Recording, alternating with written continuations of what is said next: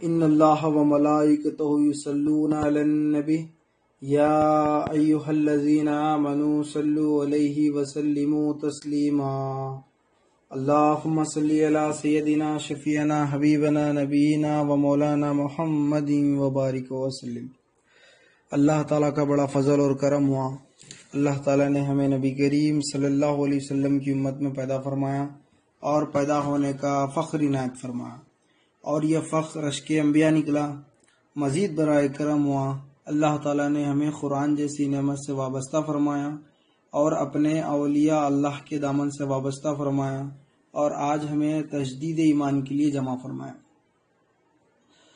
گزشتہ بات چل رہی تھی تقوی پر کہ تقوی کا معنی کیا ہے، تقوی کا لفظی معنی کیا ہے، اور تقوی حقیقت میں ڈرنا اور پرہیز کرنے کو کہتے ہیں، اور تقوی اوامر نواہی کی پابندی کرنے کو کہتے ہیں، اور تقوی اللہ کے احکامات کو پورا کرنا اور اللہ جن چیزوں سے منع کیا اس سے رکنے کا نام تقوی ہے۔ یہ ہم نے پارٹ 1 میں جانا ہے۔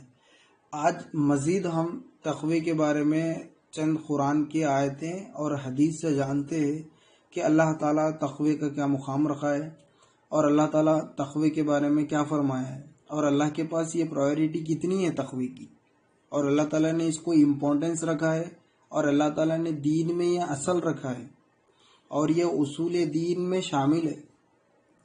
اور قرآن کریم میں بارہا اللہ تعالیٰ، ساری قرآن توحید کا درس ہے، اور ساری قرآن میں اللہ تعالیٰ نے اپنے حاکم ہونے پر اپنے بندوں سے دکھایا ہے، اپنے بندوں کو سمجھایا ہے کہ کیسا اللہ عدل اور حاکم کرنے والا ہے، اور اللہ تعالیٰ کیسے حکم دینے والا ہے قرآن کے ذریعے۔ تمام اللہ کے قرآن اگر دیکھو، قرآن میں 3 چیزوں کے علاوہ آپ کو دوسرا نہیں ملے گا۔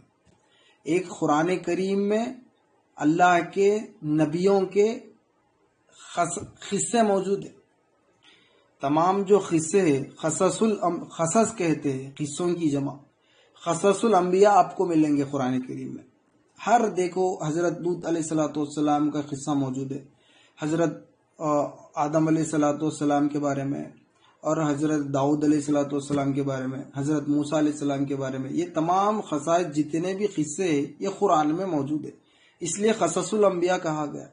قرآن پورا قصص الانبیاء سے بھرا پڑا ہے۔ اور یہ اگر اس کے علاوہ 2 چیزیں اللہ تعالیٰ نے شامل کی ہے، وہ کیا ہے؟ وہ ایک اللہ کے احکامات ہے جو اللہ تعالیٰ نے حکم دیا ہے امت محمدیہ کو کرنے کے لیے، اور تیسرا جو ہے مناہیات ہے، اللہ تعالیٰ نے منع کیا ہے، اللہ تعالیٰ نے منع کیا ہے اور اللہ تعالیٰ نے کہا ہے کہ وہ کرو احکامات، اور انبیاء علیہ السلام کے قصے موجود ہے تاکہ عبرت حاصل کرو۔ قرآن میں یہ 3 چیپٹر کے علاوہ کوئی دوسرا چیپٹر نہیں ملے گا۔ اب ویسے قرآن پاک میں اللہ تعالیٰ نے، آپ قرآن کریم میں فرماتا ہے اتقوا اللہ، اللہ سے ڈرو، اور اللہ سے ڈرتے رہو، اور عبادت میں یعنی پہل کرو، اور عدل کرو، انصاف کرو، اور اللہ سے ڈرتے رہو۔ اللہ تعالیٰ بار بار کہا ہے قرآن میں اللہ سے ڈرو، اتقوا اللہ کہتے ہیں۔ تو اللہ تعالیٰ کا یہ اصل ہے، یعنی اللہ نے اپنی منشا رکھا ہے ڈرنا۔ کون؟ بندہ ڈرنا۔ کس سے ڈرنا؟ اللہ سے ڈرنا۔ اب گزشتہ بات چل رہی تھی کہ ڈر کتنے قسم کا ہوتا ہے، ڈر کیسے آتا ہے، اور ڈر کیسے نکلتا ہے، اور ڈر دل میں رہتا ہے، اور بندہ ڈرتا ہے دل سے، اور ڈر بھی ہوتا ہے دل میں۔ تو اللہ تعالیٰ پھر ایسا نہیں ڈرا رہے، اللہ جیسا کہ آگ میں ہم اگر کود جائے تو جلنے کا اندازہ ہے، بندہ ہلاک ہو جائے گا۔ پانی میں اللہ تعالیٰ نہیں کہہ رہے کہ پانی میں کودو، تو بندے کو ہلاکت کا ذریعہ ہے، تو بندہ مر جائے گا۔ پھر اللہ تعالیٰ اتقوا اللہ، مجھ سے ڈرو کیوں فرما رہے ہیں؟ یہ ہمیں جاننا ہے، اس کی ہمیں کوشش کرنا ہے کہ حقیقت میں ڈرنا کیسا، اور ڈرے کیوں ہم۔ تو اسی بارے میں اللہ تعالیٰ، کیونکہ اللہ تعالیٰ مالک ہے، اللہ تعالیٰ ذاتی مالک ہے، اور ہم پوری کائنات، 7 آسمان اور زمین، یہ جو ہے اللہ کی ملک ہے، اور اللہ تعالیٰ ہم کو پیدا کیا ہے، یہ اس کا فرض ہے، اور یہ ہمارا فرض ہے کہ ہم اللہ کی عبادت کریں، کیونکہ وہ ہمیں تالو سے تلوے تک ہماری پرورش کر رہا ہے، ہمیں آسمان اور زمین کی نعمتیں دے رہا ہے، ہمیں ہر طرح کی سہولتیں دے رہا ہے، ہمیں اللہ تعالیٰ نے ہمیں پیدا کیا ہے دنیا میں، اور زمین و آسمان میں ہمیں رکھا ہے چلنے پھرنے کے لیے، اور رات اور دن کو دیا ہے ہمیں تاکہ ہم معاشی کے کام کریں اور رات میں آرام کریں۔ یہ تمام چیزیں جو دیا ہے اللہ نے نعمتیں ہیں، اور یہ نعمتیں لینے والے ہم کون؟ غلام ہیں۔ اور یہ نعمتیں کس سے لے رہے؟ وہ الہ سے لے رہے، وہ رب العالمین ہے۔ تو ایسا رب، ہمارا اپنا رب، اپنے کو حکم کرتا ہے، اپنے کو حکم دیتا ہے کہ اللہ کے احکامات پر قائم رہو اور اللہ کے احکامات کو بجا لاؤ۔ اس کی وجہ وہی ہوتی ہے کہ حکم جتلانا، کیونکہ یہ اللہ تعالی رب ہے اور ہم عبد ہے، اور اللہ تعالیٰ جو ہے مالک ہے، ہم ملک ہے۔ تو اللہ کا یہ حکم ہوتا ہے، اللہ تعالیٰ نے اسی لیے قرآن میں تقوی کو رکھا ہے۔ تقوی کیا ہے؟ ڈرنا اور پرہیز کرنا۔ چلیے ہم بات بڑھتے ہیں حدیث کی طرف، جو نبی کریم صلی اللہ علیہ وسلم کی حدیث پاک ہے۔ کسی نے عرض کیا کہ کوئی ایسا بھی بندہ ہے آپ کی امت میں جو بے حساب کتاب جنت میں جائے گا؟ نبی کریم صلی اللہ علیہ وسلم سے عرض کیا ہے کہ کوئی ایسا بھی بندہ ہے جو آپ کی امت میں جو بنا حساب اور کتاب کے جنت میں جائے گا؟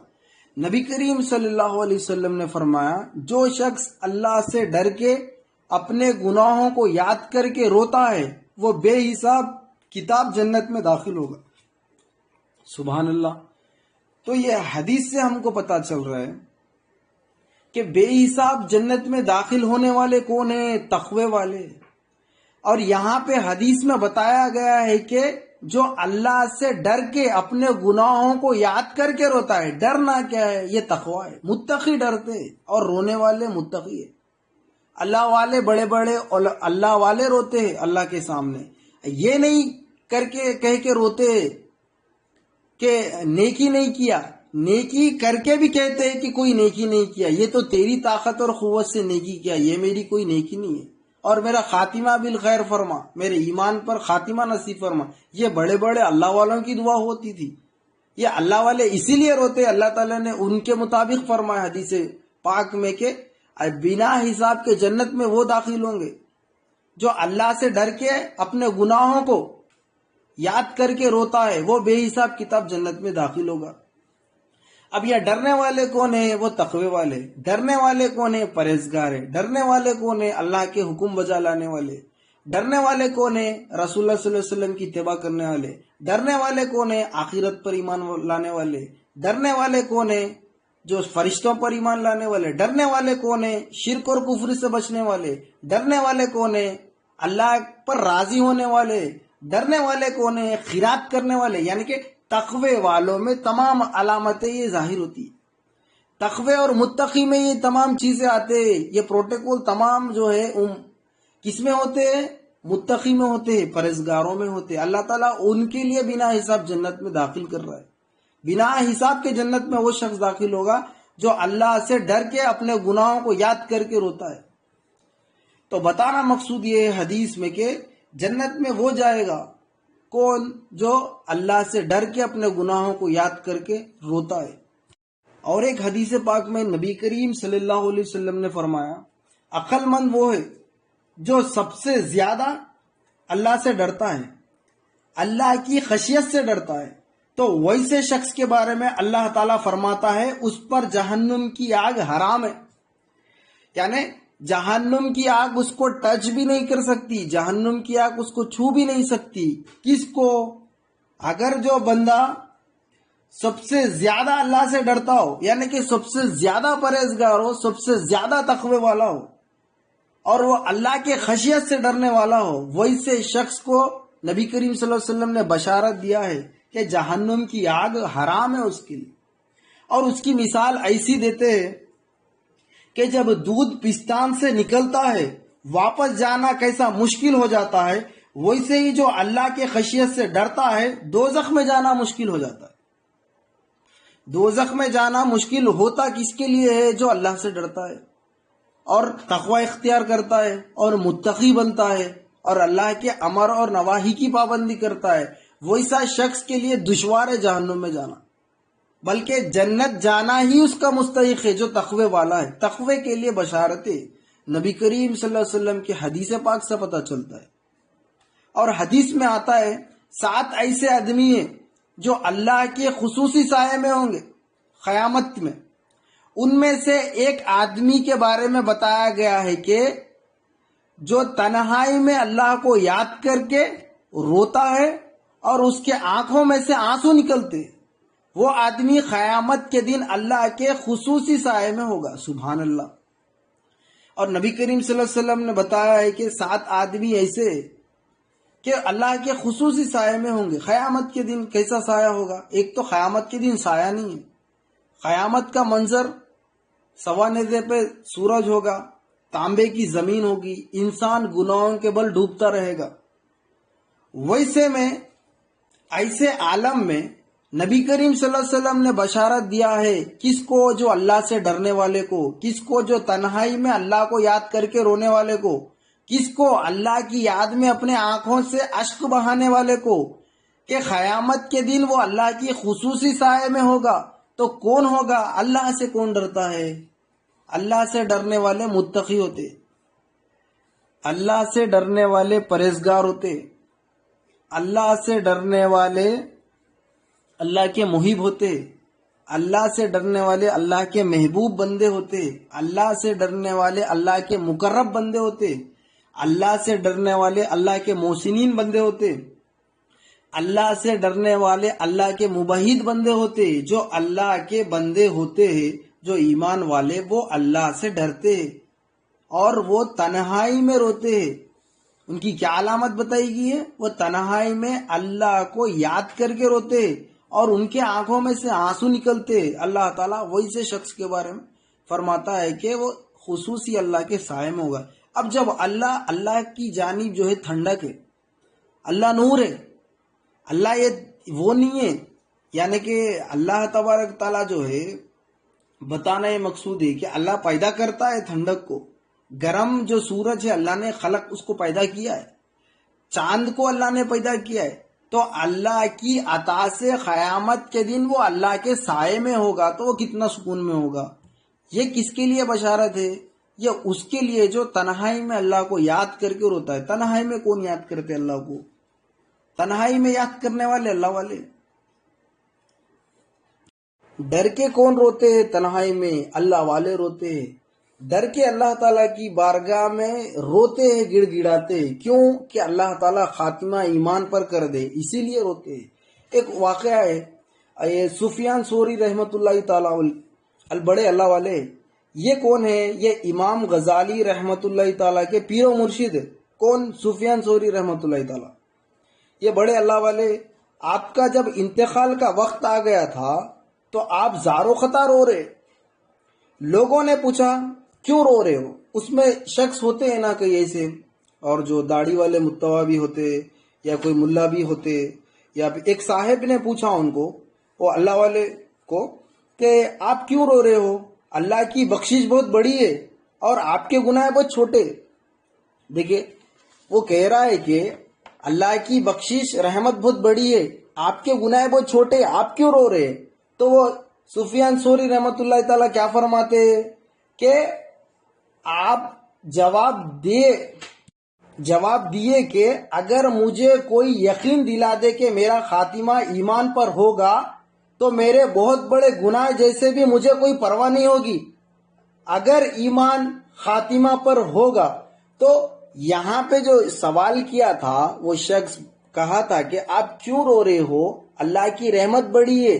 تو وہ کیا سمجھ رہا ہے کہ یہ گناہوں کی وجہ سے رو رہے، بلکہ اللہ والے گناہوں کی وجہ سے نہیں روتے، خاتمہ ایمان پر ہونا بول کے روتے. تو وہ بات بڑی اچھی کیا تھا بندہ کہ اللہ کی رونے کی وجہ نہیں ہے کیونکہ اللہ کی رحمت بڑی ہے. لیکن اللہ والوں کا معاملہ یہ ہوتا ہے کہ خاتمہ ایمان پر ہو، اس بات کی یقین ہو، اس بات کے ہمیں اس بات کا جواب مل جائے، اس بات سے مجھے یقین مل جائے کہ میں خاتمہ ایمان پر ہوگا تو میں پرواہ نہیں کروں گا گناہوں کی. یہ اللہ والے فرمائش ہے. تو اللہ تعالیٰ کے جو برگزیدہ بندے ہوتے، جو اولیاء اللہ ہوتے، یہ خاتمہ ایمان پر ہو بول کے دعا کرتے. اور دیکھو وہاں پہ جبھی بھی موت کے وقت بھی ڈر رہے کیا ہے؟ وہی تقویٰ ہے. دیکھیں ایمان کی حفاظت کیسے کر رہے ہیں سفیان ثوری رحمت اللہ تعالیٰ؟ تقوی سے کر رہے. اور تقوی جو ڈر رہے وہی تقوی ہے. یہی تو تقوی ہے. ڈرنے کا مطلب ہی تقوی ہے. رونا گڑ گڑانا ہی تقوی ہے. اور تقوی کے دو قسم ہیں. کیا ہے؟ ایک ظاہر ہے، ایک باطن ہے. ظاہر جو اعلانیہ نظر آتا ہے، باطن وہ ہے جو چھپا ہوا ہے. اب ظاہر تو سب دیکھتے ہیں، باہر سے نظر آتا ہے، لیکن باطن کا معاملہ اللہ اور بندے کے درمیان کا ہے. وہ کیا ہے؟ باطن کا تقوی ہے. باطن کے تقوی میں صرف دونوں کو پتا چلتا ہے، ایک خود کو، دوسرا خدا کو، اور تیسرا کو پتا نہیں چلے گا. پھر باطن کا تقوی کیا ہے؟ باطن کا تقوی دل سے ڈرنا، اللہ میرا مالک ہے اور میں جو ہے مملوک ہوں، اور اللہ کہیں مجھ سے ناراض نہ ہو بول کے ڈرنا ہی باطن کا تقوی ہے. باطن کا تقوی کیا ہے؟ کہ اللہ تعالیٰ جو ہے میرا مالک ہے اور وہ ناراض نہ ہو مجھ سے. یہ باطن کا تقوی ہے. ڈرنے کا مطلب ہی تقوی، کیسے؟ دل سے. یہ باطن کا تقوی ہے. انسان باطن کا بھی تقوی اختیار کرنا، ظاہر کا بھی تقوی اختیار کرنا. اور خاتمہ ایمان پر ہونا، یہ جو کامیاب ہونا ہے. اور ایمان پر نہیں ہونا بلکہ نفاق سے مرنا، یہ ناکامیابی ہے. نفاق کیا ہے؟ نفاق جو ہے اندر ایک باہر ایک، یعنی اندر اللہ کو حاجت روا بولنا، باہر سے پھر خود کو حاجت روا دیکھنا. اندر سے اللہ تعالیٰ کو مالک بولنا، پھر باہر سے خود کو مالک دیکھنا. اور اللہ کو اندر سے جو ہے رب بول کے دیکھنا، پالتا اللہ بول کے دیکھنا. اور باہر کیا دیکھنا؟ پھر باہر میں خود پل رہا ہوں، میں پرورش کر رہا ہوں، یہ دیکھنا. یہ نفاق ہے. یعنی کہ کلمہ زبان پہ، دل میں نہیں ہے، نفاق ہے. اندر ایک باہر ایک، وہ نفاق ہے. اور جو ایمان پر خاتمہ کس کا نہیں ہوگا؟ جو نفاق سے مرے گا اس کا خاتمہ نہیں ہوگا. تو نفاق جانے کے لیے کیا چاہیے؟ ایمان آنا چاہیے. ایمان لانے کے بعد پھر تقوی اختیار کرنا ہے. تقوی ڈرنا اور پرہیزگاری میں کیا ہے؟ ایمان نصیب ہوتا ہے. جب ایمان نصیب ہو جائے، جب ڈرتا ہے تو پھر اس کو ایمان پر موت نصیب ہوتی ہے. تو بتانا مقصود یہ ہے کہ بتانے کا مطلب یہ ہے کہ بندہ جو ہے نفاق سے بچے. تو کیا ہے؟ وہ نفاق سے بچے تو ایمان والا ہوتا ہے. ایمان والا رہا تو نفاق والا نہیں رہتا، نفاق رہا تو ایمان والا نہیں رہتا.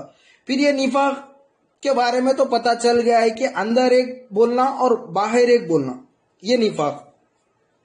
اور بڑی خاتمہ ایمان پر نہیں ہونے کی وجہ یہ بڑی نفاق ہے. نفاق کو آسانی لے لے، یہ بہت بڑا گناہ ہے. جو نفاق سے ڈرتا ہے وہ نفاق سے بچتا ہے، اور جو نفاق کے بارے میں نہیں سوچتا وہی اتنا ہی نفاق کے قریب ہوتا ہے. تو یعنی کہ نفاق سے بچنا، نظر دل پہ رکھنا، قلب پہ نظر رکھنا. کہیں اندر ایک، زبان پہ ایک، دل میں ایک، آیا نہیں آیا، آتے ہی فوراً ایمان کی اصلاح کرنا. ایمان کی اصلاح کرنا، ذکر کثیر کرنا، یا پھر باطن میں اللہ کی الوہیت کو پھر انت ظاہر داخل کرنا، اللہ کی ربوبیت کو داخل کرنا، پھر سے کلمہ گو کے کلمے کو اختیار کرنا، پھر سے کلمہ زبان اور دل سے دہرانا. اور دیکھنا قلب میں بھی اور باہر میں بھی وہی دیکھنا. کیا دیکھنا؟ جو بول رہے وہ دیکھنا. زبان سے کہہ کے دل سے کہہ دیا، پھر نفاق ہو گیا. نفاق والے کو ایمان پر موت نہیں ملتی، بلکہ ایمان پر موت کس کو ہوتی ہے؟ وہ جو ایمان والے کو ہی ایمان پر موت نصیب ہوتی ہے، نفاق والے کو نہیں. اور صحابہ کی سنت ہوا کرتی تھی کہ وہ اللہ ہمیں نفاق سے بچائے، اللہ ہمیں نفاق سے بچائے، یہ دعا کرتے تھے. کون؟ صحابہ رضوان اللہ علیہم اجمعین. تمام صحابہ کی یہ دعا ہوتی تھی کہ اللہ ہمیں نفاق سے بچائے. نفاق کی بچنے کی دعا کرتے تھے کہ زبان پر ایک ہو اور دل میں ایک ہو. تو بتانا یہ بات اسی لیے ہے کہ ایمان کے خاتمے کے لیے ایمان چاہیے. تو ایمان رہنے سے ایمان پر خاتمہ ہوتا ہے، ورنہ نفاق سے خاتمہ بالخیر نہیں ہوگا. اور نفاق کی یہ بھی ایک شاخ ہے. کیا؟ زبان سے اللہ ہے بولنا، دل میں اللہ نہیں ہے بولنا. اور نفاق یہ بھی ہے کہ اللہ کو مالک بولنا اور خود کو ملک بننا نہیں چاہنا. اور نفاق یہ بھی ہے کہ اللہ کو مالک بولنا اور خود ملک نہیں بننا، یہ بھی نفاق ہے. پھر نفاق کو کیسے دور کرے؟ نفاق کو دل سے کیسے نکالے؟ نفاق سے کیسے پاک ہو؟ اس کا جواب یہ ہے کہ ہم غلام بننا، اللہ کی ملک بننا اور اللہ کو ذاتی مالک دیکھنا، پھر ڈرنا، اس کے ذریعے نفاق سے نکل سکتے، یعنی کہ نفاق سے پاک ہو سکتے۔ دل سے نفاق نکلتا ہے، کیسے نکلتا ہے؟ جب اللہ کو ذاتی مالک جانے، خود کو ملک جانے اور خود ملک بنے اور خود غلام بنے اور اللہ کو آقا رکھے، اللہ کو بادشاہ رکھے۔ جب اللہ کو جانتے، خود کو جانتے ہیں بندے، تو پھر کیا ہوتا ہے؟ اس کے دل سے نفاق نکلتا ہے۔ کیسے؟ کلمے سے، ایمان سے نفاق نکلتا ہے۔ نفاق نکلنے کے بعد پھر بندہ کیا کرتا ہے؟ ایمان لاتا ہے۔ ایمان لانے کے بعد کیا کرتا ہے؟ تقوی اختیار کرتا ہے۔ تو تقوی والے بننا ہوگا۔ اور دوسرا جو ہے، اور تقوی والے کا ایمان مکمل ہوتا ہے، اور ایمان والا ہی تقوی والا ہوتا ہے۔ تقوی اور ایمان ایک ساتھ رہتے ہیں۔ ایمان کی حفاظت کے لیے تقوی ہے، ڈرنا اور پرہیز کرنا کیا ہے؟ یہ ایمان کی حفاظت کے لیے، اور ایمان کا معاملہ ہی تقوی سے گزرتا ہے، یعنی کہ تقوی جس کے پاس ہے پھر اس کے پاس ایمان بھی ہے۔ تو ایمان کی حفاظت کے لیے کیا کرتا ہے بندہ؟ تقوی اختیار کرتا ہے کہ اللہ کہیں ناراض نہ ہو، اللہ مجھ سے ناراض نہ ہو، اسی لیے تقوی اختیار کرنا ہوگا، ڈرنا ہوگا اللہ سے، کیونکہ اللہ مالک ہے۔ ان تمام چیزوں کا حساب کل قیامت میں لینا ہے، اور ہمیں حساب دینا ہے اللہ تعالیٰ کو۔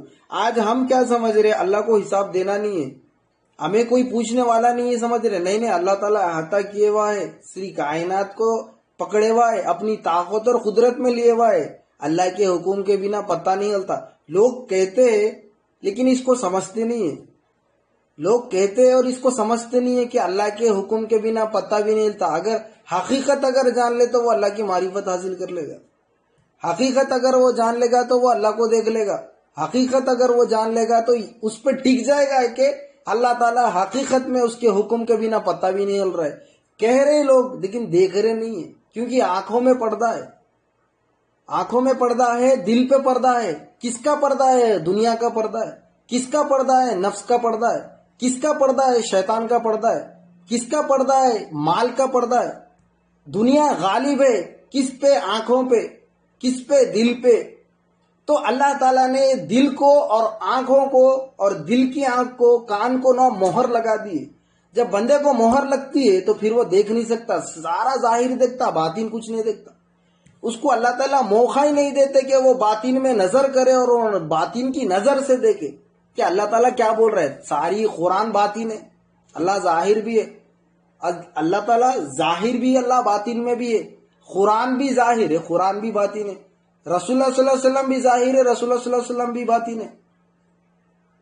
رسالت بھی ظاہر ہے، رسالت بھی باطن ہے۔ تو بتانا یہ مقصود ہے، یہ تمام چیزیں جو ہے یہ علم میں ہم سیکھتے نہیں، سمجھتے نہیں، کہ ہم کہہ رہے زبان سے لیکن دل سے جان رہے نہیں، دل سے جان رہے نہیں پھر ایمان نہیں لا رہے، اور ایمان نہیں لانے کے بعد تقوی حاصل نہیں کر رہے۔ جب ایمان لاتا ہے تو بندہ کوشش کرتا ہے تقوی حاصل کرنے کی، اللہ تعالیٰ ایٹ لیسٹ ہم سے ناراض ہو۔ یہ ہماری کوشش ہونی چاہیے کہ ہم مل کے اللہ کی، ہم اللہ کے بندے ہیں، یہ ہمیں ہونا چاہیے۔ تو بتانا ایک ضروری ہے کہ دنیا جو ہے غالب آ گئی ہے، دنیا جو ہے دل میں آ گئی ہے۔ تو اسی لیے دیکھو 40 سال، 20 سال، 60 سال، 65 سال اور یا 50 سال کی عمر ہے، ابھی اتنے سالوں میں جو ہے دنیا کو دل میں بسائے، اب آخری ٹائم پہ کیسا دل میں اللہ آتا؟ سوال نہیں آتا۔ اللہ تعالیٰ اسی لیے پلٹتے نہیں، حالانکہ پلٹنا تو یہ تھا، کوشش تو یہ کرنی تھی کہ ایک زمانے میں پلٹے۔ تو بتانا مقصود یہ ہے جب دنیا کو جو ہے اتنا بسا لیا ہم دل میں اور اتنا دل میں رکھے دنیا کو، پھر اللہ تعالیٰ کیسے رہے گا؟ دیکھو دل جو ہے اللہ تعالیٰ چوز کیا ہوا ہے، اللہ تعالیٰ جو ہے پسند کیا ہوا ہے۔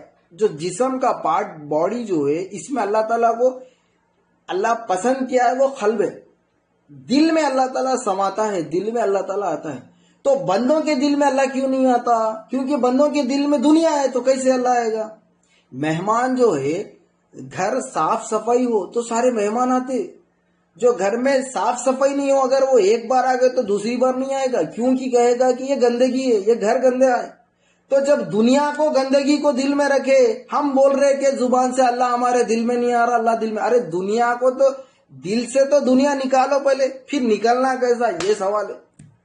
دل سے دنیا بہت آسانی سے نہیں نکلتی. تو سوچو، غور کرے، 40 سال 50 سال 30 سال کی عمر تک جو دنیا میں ہم لگے ہوئے، تو اتنے عرصے اتنے سال جو دنیا ہمارے دل میں ہے، یہ کیسے آسانی سے اسے نہیں نکلے گی؟ تو اس کے لیے اللہ والے چاہیے.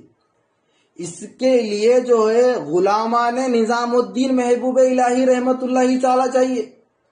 اس کے لیے بابا فرید الدین گنج شکر رحمت اللہ تعالی کے مرید چاہیے. اس کے لیے خلفہ چاہیے. اس کے لیے خلیفہ چاہیے رسول اللہ صلی اللہ علیہ وسلم کی. اس کے لیے ولایت کے فائز اولیاء اللہ چاہیے، جو قلب سے کیا ہے دنیا کو نکالنے والے، ورنہ دنیا اسے نہیں نکلتی. اور بے شک دنیا غالب آ کے رہے گی. غالب دنیا نے، ایمان والا غالب آئے گا اور ایمان والا کامیاب ہوگا. لیکن دنیا جو پھراتی ہے نا، اس کو یہ آسانی سے دل سے دنیا نہیں نکلنے والی ہے. تو اس کا جو پروسیجر ہے، اس کا جو پروسیس ہے دل سے دنیا نکالنے کا، وہ کیا ہے؟ ایمان ہے، وہ کیا ہے؟ تقوی ہے، اور وہ کیا ہے؟ توحید ہے. اور وہ کیا ہے؟ اپنے ایمان کی اصلاح کرنا ہے اور ذکر کثیر کرنا ہے. یہ پروسیجر ہے، یہ میتھڈز ہے جو اللہ والوں کے پاس ہمیں ملتے ہیں، لیکن ہم اللہ والوں کے پاس نہیں جاتے. بتانا یہ ضروری ہے. تقوی کے بارے میں اور کئی آیتیں پڑھ کر اور سمجھ سکتے ہیں، لیکن پہلے ہم ایمان والے بھی بن جائے، پھر اس کے بعد اپنی ایمان کی حفاظت کے لیے تقوی کو اختیار کرے، اللہ سے ڈرے. تو بتانا مقصود یہ ہے کہ دنیا بات اسی لیے آئی تھی کہ دل سے دنیا نہیں نکلتی آسانی سے. کیونکہ جب دنیا بھی اپنے پیچھے محنت کری نا، وہ شیطان نفس بھی اپنے پیچھے محنت کر کے 30-40 سال تک اللہ والوں کی صحبت میں آنے نہیں دیا. 20 سال ہو گئے، 40 سال ہو گئے، 50 سال ہو گئے، ابھی بھی اللہ والوں کی صحبت میں آنے نہیں دے رہا شیطان، دنیا، نفس بولے. تو پھر یہ کتنے ڈینجر ہوں گے، تو کتنی اپنے پیچھے لگے ہوں گے اور کتنی اپنے پیچھے محنت کرے ہوں گے. تو ان کی محنت رائدہ جانے کے لیے، یہ لوگ فیل ہونے کے لیے اللہ والے کو اختیار کرنا ہوگا. اور دیکھو، اللہ والوں کے پاس جانے سے کون روکتا؟ شیطان کا کام ہے. اللہ تعالیٰ قرآن کریم میں فرمائے، کیا فرمائے؟ کہ اللہ تعالیٰ فرمائے کہ اے شیطان، تیرے کو مہلت ہے. کب تک مہلت ہے؟ قیامت تک مہلت ہے. تو وہ بھی مہلت مانگا تھا تو اللہ تعالیٰ مہلت دیا. اور وہ بول رہا ہے کہ اللہ تیری عزت کی قسم بولا، اور وہ کہا کہ میں تیرے صراط المستقیم، ایسے سیدھے راستے پر بیٹھوں گا جو تیرے تک آنا مشکل ہوگا. تیرے بندے، وہ راستے سے تیرے کو روکوں گا، تیرے بندوں کو، بول کے ایک ہی ہے اس کے پاس، ایک ہی پلان ہے. سارے کچھ پلان. حج بھی شیطان کرا تھا، پیسے رہے تو حج کرا تھا، نمازوں کے نمازاں پڑھا تھا، اور تمام عبادتیں میں لگا دیتا، ہر طرح کے اعمال میں لگاتا ہے. روکتا ہے تو اللہ والوں کی صحبت سے روکتا، اولیاء اللہ کی صحبت سے روکتا، اور خلفاؤں سے روکتا. کیوں روکتا؟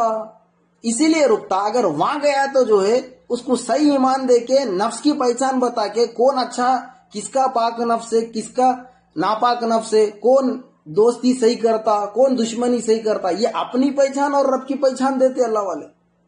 اور خود کا علم، خدا کا علم دیتے اللہ والے، اور نفس کا تعارف کراتے اللہ والے، اور لا الہ الا اللہ کا علم دیتے اللہ والے، اور تقوی والا بناتے اللہ والے. پریکٹس کراتے کیسا پڑھی جائے عبادت، کیسی پڑھی جائے نمازیں، کیسی کیا جائے ریاضات، کیسے کیا جائے ملاقات، کیسے کیا جائے مناجات، کیسے کیا جائے تصورات، کیسے کیا جائے نبی کریم صلی اللہ علیہ وسلم کا دیدار. یہ تمام اللہ والے فرماتے، اللہ والے دکھاتے.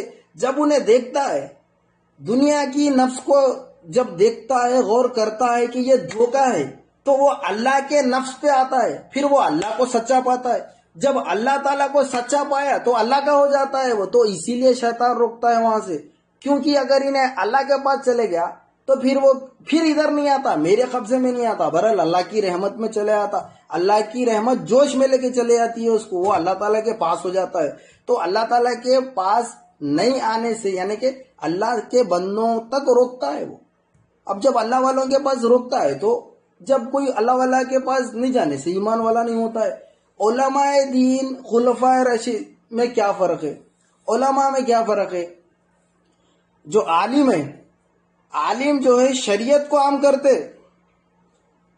اور جو خلفاء ہے جو خلیفہ ہے، جو اللہ والے، یہ ایمان کو عام کرتے. ایمان عام ہوتا ہے تو اللہ والوں سے ہوتا ہے، شریعت عام ہوتی ہے تو علماء سے ہوتی ہے. لیکن یہاں پہ جو ہے اولیاء اللہ کے پاس بھی عالمہ ہیں، اولیاء اللہ کے پاس بھی خلفاء ہیں، شریعت اور طریقت دو بھی بتاتے اور حقیقت اور معرفت یہ بھی دیتے. جب یہ بندے کو دیتے تو پھر وہ بندے ایمان والے ہوتے. تو بتانا مقصود یہ ہے، شیطان جو ہے سیدھے راستے پہ بیٹھا بولا، وہ سچا راستہ اللہ والوں کا راستہ ہے، اولیاء اللہ کا راستہ ہے. کیونکہ اللہ والے اس کو ایسا علم دیتے ہیں، وہ فرق کرتا ہے. اللہ والے علم دے کے جو ہے پریکٹس کے لیے دنیا میں چھوڑتے ہیں اس کو، پھر وہ دنیا میں مشاہدہ اور مراقبہ کرتا ہے، دیکھتا ہے حق کون ہے باطل کون ہے، دیکھتا ہے حق کون ہے باطل کون ہے، سچا کون ہے جھوٹا کون ہے. دنیا میں بھی دیکھتا ہے، دنیا دار کو بھی دیکھتا ہے، نفس کو بھی دیکھتا ہے، شیطان کو بھی دیکھتا ہے. جب شیطان کو دیکھا، پھر نفس کو دیکھا، دنیا والے کو دیکھا ہے تو فوراً چھوڑتا ہے، پھر پاک صفت کی طرف اللہ کی طرف آ جاتا ہے، پاک صفت کی طرف پیارے معصوم نبی کریم صلی اللہ علیہ وسلم کے پاس آ جاتا ہے. اور جو ان کے فیضان سے پاک ہو گئے اللہ والے، ان کے ساتھ ہو جاتا ہے. کون ہوتا ہے؟ اللہ والا ہوتا ہے. تو یہ شیطان عالم ہے، معلم و ملائکہ ہے. وہ عالموں کا بھی استاد ہے، وہ ایسا ویسا استاد نہیں ہے. وہ بڑے بڑے، وہ تو فرشتوں کا ملائکہ ہے، ملائکہ کا فرشتہ ہے. یعنی کہ فرشتے اس کو جھولا دلاتے تھے، جھولا دیتے تھے شیطان کو. اتنا بڑا معلم ہے وہ، ایسا بڑا عالم ہے وہ. اس کو پتا ہے نا، حالانکہ اللہ تعالیٰ کی توحید کی درس دینے والا ہے، ایک اللہ کی ربوبیت کی دعوت دینے والا ہے. اس کو معلوم ہے اللہ والوں کے پاس کیا علم ہوتا ہے. وہ علم نفس کا جو دیتے، وہ علم شیطان کا جو دیتے ہیں نا، پھر کیا کرتا ہے بندہ؟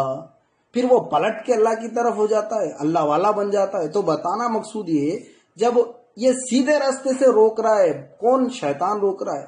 تو بات میں کر رہا تھا تقوی کی، تو بات دنیا کی آ گئی ہے، اور بات جو ہے شیطان کی آ گئی ہے، اور صراط مستقیم کی آ گئی جو سستا راستہ ہے، جو اولیاء اللہ کا ہے. تو یہ بات آ گئی ہے. بتانا مقصود یہ ہے کہ ایمان کی حفاظت کیسے ہوگی؟ تقوی اختیار کرنے سے. تقوی ایمان کی حفاظت کرتا ہے. تقوی ظاہر میں بھی ہوتا ہے، تقوی باطن میں بھی ہوتا ہے. اور ایمان کو بڑھانے کا طریقہ کیا ہے؟ ایمان کو بڑھانے کا طریقہ ایک ہی ہے، ذکر کثیر کرنا، اللہ کا کثرت سے ذکر کرنا، اس سے ایمان بڑھتا ہے.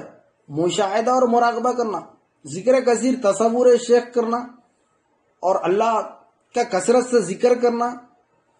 اور پھر اللہ تعالیٰ کیا ہے؟ ایمان کو بڑھاتا ہے. اللہ تعالیٰ اپنی یاد دلاتا ہے، وہ اپنا بندہ اللہ کی یاد میں ہوتا ہے. یہ ایک طریقہ ہے ایمان کو بڑھانے کا. اور ضعیف ایمان کیا ہے؟ ایمان ضعیف ایمان ہے بھائی، کہتے ایمان ضعیف ہے. تو ایمان ضعیف ایمان کا مطلب کیا ہے؟ اس سے پہلے بات وہی آئی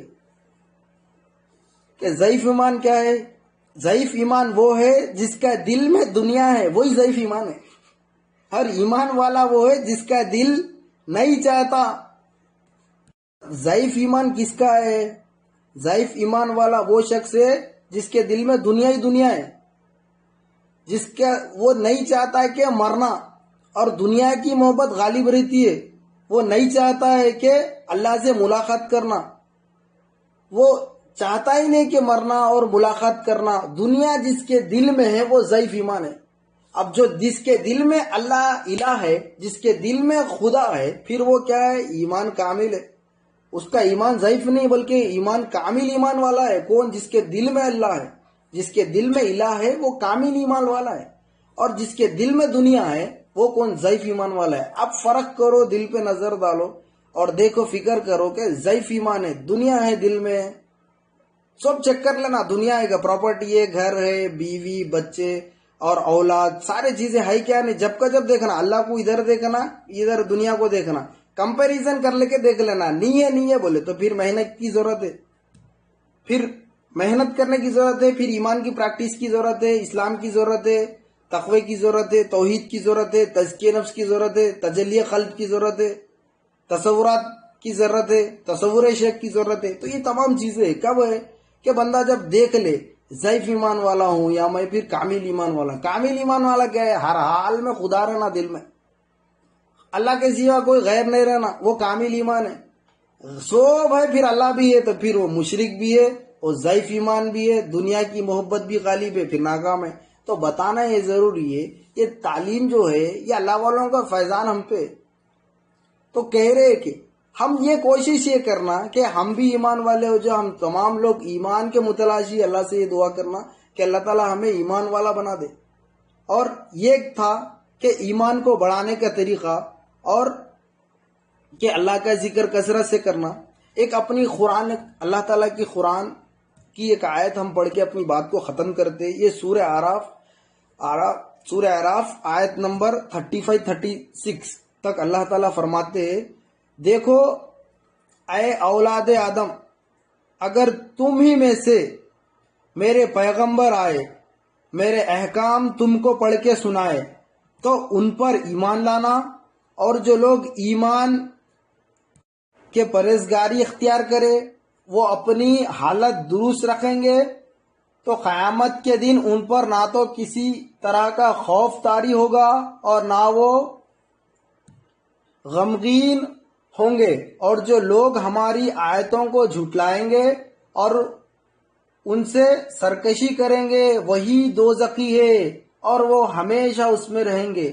تو اللہ تعالیٰ کیا فرمایا یہاں پہ؟ اولاد آدم بول رہے، یعنی کہ تمام لوگوں سے مخاطب ہو رہے. اللہ تعالیٰ کیا فرماتے کہ میرے اگر آئے کوئی محبوب، کوئی نبی آئے تمہیں میں سے تو ان پر ایمان لانا، اور ایمان لانے کے بعد کیا بول رہے؟ تقوی اختیار کرنا، ڈرنا بول رہے. پرہیزگاری کیا ہے؟ تقوی ہے. تقوی اختیاری کرو، ڈرو بول رہے اللہ تعالیٰ. اور کیا فرما رہے کہ جو ڈر گیا ہے اللہ سے پھر اس پر غمگین نہیں ہوگا. کہاں؟ قیامت کے دن. اور وہ کیا ہے؟ غمگین بھی نہیں ہوگا. اور جو لوگ اللہ کی آیتوں کو جھٹلاتے، جو انکار کرتے، انکار کرنا کیسا؟ ہم کیا سمجھ رہے؟ انکار کرنا بولے تو کافر انکار کر رہا سمجھ رہے. ہم انکار بولے تو ہمارے آفس میں یا پھر ہمارے گاؤں میں یا ہمارے شہر میں ہم دوسرے اور مذہبی لوگوں کو تلاش کر رہے، ارے وہ خدا کو انکار کر رہا ہے، نہیں مسلمان انکار کر رہے. کتنے ایسے مسلمان ہیں دنیا میں دیکھو کہ اللہ کا انکار کرتے، اللہ کے آیتوں کا انکار کرتے. کیسا بولتے؟ وہ سب نہیں ہوتا کیا بولے تو وہ کہنے سے ہوتا کیا؟ خود کر لینا پڑتا. ہر چیز خدا نہیں کرتا. معاذ اللہ ثم معاذ اللہ، معاف فرمائے. تو اللہ یہ مسلمانوں کے کلمات ہیں، کوئی کافر کے کلمات نہیں ہے، کوئی مشرک کے کلمات نہیں ہے. تو بتانا یہ ضروری ہے. اللہ تعالیٰ کیا فرما رہے؟ اللہ تعالیٰ تو اولاد آدم سب لوگوں کو مخاطب ہو کے فرما رہے، اس میں سارے مسلمان ہیں. اور کیا فرما رہے اللہ تعالیٰ؟ جو لوگ ہماری آیتوں کو جھٹلائیں گے اور ان میں سے سرکشی کریں گے، یعنی کہ سرکشی کرنا بولے تو نافرمانی کرنا، ایمان ایک نہیں لانا پھر گناہ پہ گناہ کرنا، اس کو سرکشی کرنا بولتے. تو سرکشی نہیں کریں گے وہ دوزخی ہوں گے. تو اب دیکھو جب ایمان ہم نہیں لائے تو ہم بھی سرکشی کر رہے، پھر اللہ تعالیٰ بول رہے ہمیشہ دوزخ میں رہوں گا. اور دوزخ کا کیسا عالم ہوگا؟ ایک بار دوزخ کا ویو دیکھتے ہم کہ دوزخ کیسی ہوگی. قیامت کے دن دوزخ میں سے بھنکار جو ہوتی ہے اور غیظ و غضب کی آوازیں ہوں گے. کیسا ہوگا قیامت کا دن؟ کہ غیظ و غضب کی آوازیں ہوں گے اور 500,000 سالوں کا راستہ ہوگا، اتنی دور سے اس کی آوازیں آئیں گی اور اس کے اندر پہاڑ کے مانند آگ کے شعلے نکلیں گے. اللہ اکبر. یہ قیامت کا دن ہے. یہ حدیث ہے، نبی کریم صلی اللہ علیہ وسلم کی حدیث ہے. 4100 سال کا جو سفر ہوتا ہے وہاں سے آوازیں نکلیں گے اور شعلے کی طرح بھڑکیں گے. قیامت کا یہ ایسے دوزخ کی آگ میں کون جائیں گے؟ جو سرکشی کرے گا، جو اللہ کی آیتوں کو جھٹلائیں گے اور اللہ پر ایمان نہیں لائیں گے. اللہ تعالیٰ ان کو ڈال رہے. اب ہم سمجھ رہے کہ دوسرے مذہب کے اور کوئی کافر مشرک کو، وہ لوگ کو تو ڈالیں گے، وہ اعلانیہ وہ کرے، لیکن اصل میں چھپا ہوا تو مسلمان ہے. یہاں پہ مسلمان نام مسلمان رکھ کے ٹوپی لگا کے مسلمان کے گھر میں پیدا ہو کے جو اللہ کی آیتوں کو جھٹلائے، اللہ کے آیتوں کی نافرمانی کرے اور اللہ پر ایمان لائے، اللہ تعالیٰ ویسے لوگوں کو بھی ڈالے گا. مسلمان بھی جائیں گے. ہم سمجھ رہے نہیں ایمان والا نہیں جائے گا جہنم میں. دوزخ میں ایمان والے کے سوا سب جائیں گے. مسلمان بھی جاتے، کیونکہ مسلمان بھی جا سکتے جب تک کہ وہ ایمان نہیں لائے. مسلمان کا مطلب فرما برداری ہے. بس فرما بردار ہو گیا تو پھر وہ ایمان لا کے، ایمان کو جان کے تقوی پہ ٹکنا ہے، پرہیزگاری حاصل کرنا ہے. تو یہ کیا ہوگا؟ دوزخ کا معاملہ ہوگا. دوزخ کی ویو ہے، یہ دوزخ کی پکچر ہے کہ دوزخ ایسی ہوگی. تو اللہ تعالیٰ دوزخ سے ہمیں پناہ دے اور ہم دعا کریں اللہ تعالیٰ سے کہ دوزخ سے اللہ محفوظ رکھے.